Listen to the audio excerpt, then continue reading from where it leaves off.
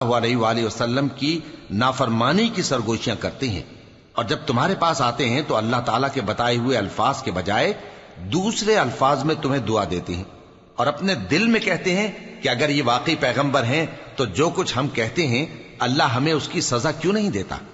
ए पैगंबर सल्लल्लाहु अलैहि वसल्लम, इनको दोज़ख ही की सजा काफी है, ये उसी में दाखिल होंगे और वो बुरी जगह है। मोमिनो, जब तुम आपस में सरगोशियां करने लगो तो गुनाह और ज्यादती और पैगंबर की नाफरमानी की बातें न करना, बल्कि नेकूकारी और परहेजगारी की बातें करना, और अल्लाह से जिसके सामने जमा किए जाओगे डरते रहना।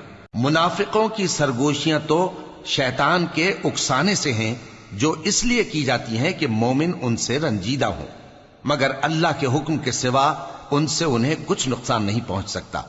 तो मोमिनों को चाहिए कि अल्लाह ही पर भरोसा रखें। मोमिनों,